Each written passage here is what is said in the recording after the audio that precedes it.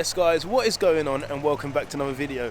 As you can see, I'm wearing black gloves. I have been doing some work, not just on my car, but on a lovely E92. I was literally just holding the rules for Marc, but I thought I'd just wear the gloves so it looks like I'm doing something serious. But we are here today at Williams Performance because I have got an issue with the car. When I'm going from normally first to second gear, and also when I'm going into reverse, the car is very, very clunky. Marc said it could be a bush, because we did notice that the bush was deteriorating when we first did a video, when we checked the car out and lifted it up. He also said that we need to do the DCT and the diff change as well, so we'll be doing a fluid change on that.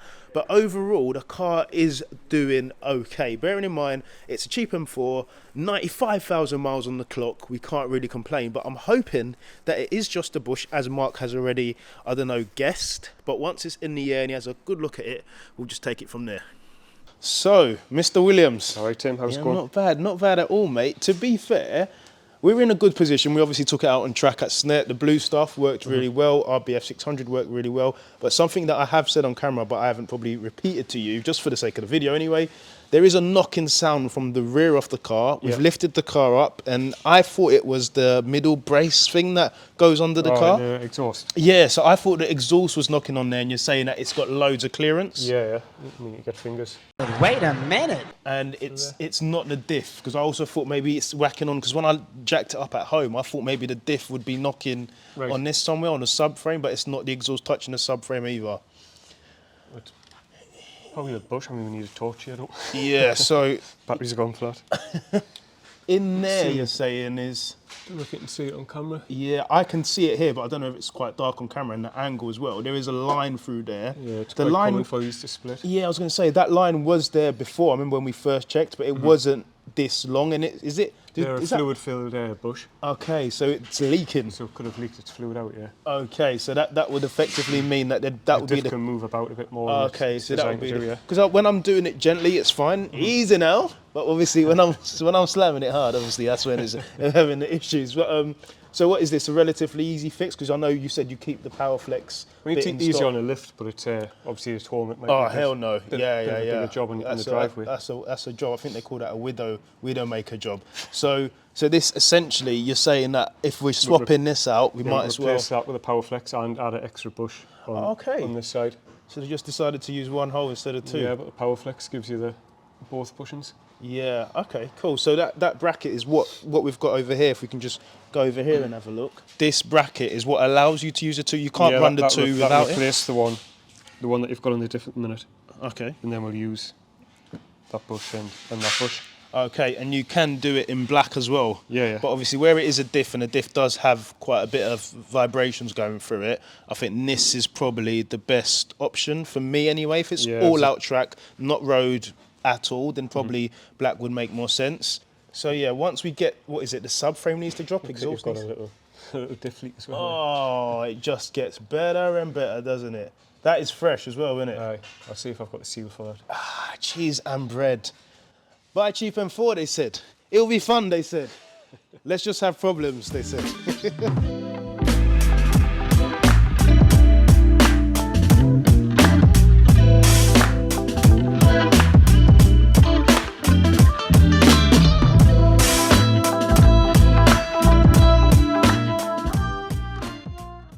Okay, so as you can see, we are using the iPhone, so excuse the quality, but I think it's going to be okay. But you can see dead center over here, we are using the PowerFlex brace for the diff, and it's a joy to behold. We're also utilizing two of the rear holes on the subframe. Previously it was just one, and that bush obviously was torn, so big shout out to Marc. We've changed it out. It was in fact leaking, which is always a problem. You don't want anything dripping. Easy now. And we also utilized the other hole, meaning that the diff now is supported in 4 positions instead of just 3, which was very weird. I don't know why BMW done that and left the hole, but hey ho. Moving around to the front, I'm not sure how well you guys can see, but just in here, just over there, the diff seal was leaking again. Marc whacked a new one in, fixed all of that, and that is easy.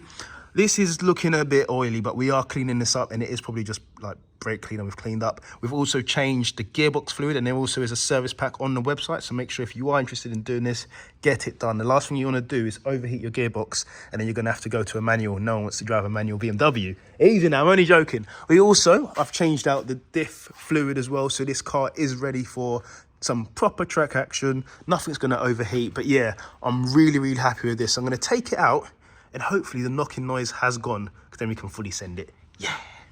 Okay, so you join me the next day, because if you don't know, if you are coming from the south, Williams Performance is an 8-hour round trip. Not that I'm complaining, always a good time to meet up with the family. We talk literally every day anyway, but nonetheless, it is quite a long journey. So we are back on the M25, and today actually, I'm gonna go a bit sidetrack, a bit off topic here. We're actually going to do something that I've been waiting for a very long time, so make sure you stay tuned. But recap, the rear is now sorted. I have gone from first to second to third gear. The clunking has gone. When Mark looked at the bush, he said that bush deteriorated, but it was just going to get worse and worse. If you are tracking the car or pushing the car really hard, the weight of the diff, the way it swings, and with age, that bush definitely needs to be replaced. So you can just change the bush out for, I think BMW have upgraded it, but for the sake of the PowerFlex subframe that helps to hold the diff in place, it's a no-brainer. Fitment was bang on. Bushes wise, you can go for black, but obviously where it is a diff, there is a lot of vibration going through that diff. I just decided to go for purple, where this is going to be used on the road a lot. I feel like the purple was probably better suited for me. Whilst we were on the diff, we also noticed that the diff seal was leaking, so I thought it was the gasket, and I was like, oh great, but Mark said it's a common thing, especially on M cars, so that was changed out as well. Luckily Mark had that in stock. As well as doing that, as mentioned, we were servicing the diff, so we changed out the oil. It absolutely stinks, boys, it stinks. So we changed that out for some lovely Millers in there. We also changed the sump bolt, is that gonna, the drain plug. We also hey, easy now. We also changed the drain plug on the diff for a magnetic one, so again, you can find it on Williams Performance store. Moving forward, the gearbox was done, again, all parts online, in stock. That was relatively quite easy, so I would class that as a DIY, to be honest, because as far as you can get the car up high enough, it's relatively quite easy. The same with the ZF, so that was changed again, all genuine parts, Miller's oil for the win. And overall, I think I'm now driving a car that is bang on. No knocks, no bushes that are on their way out. We are probably going to do a few more, preventative measures on this car to make sure it's bulletproof. But Mark's already got, there's already a parcel at Williams Performance. I'm not going to try and sugarcoat it. There's a parcel at Williams Performance, and it's got about 1,000 brake horsepower in it, and Mark wants to whack it on tonight. So that is to come. But for now, I'm going to collect myself en route to what is going to be quite a big, a big change on the channel. So I'm a bit tired, as you can imagine. It was yesterday and it is today. It was yesterday and it is today. You know what I'm trying to say? I just need to stop, get a coffee, get to this place and get in the zone. But yes guys, please smash the thumbs up button if you have found the video helpful. Subscribe if you're new to the channel, and I will see you in the next one. God bless.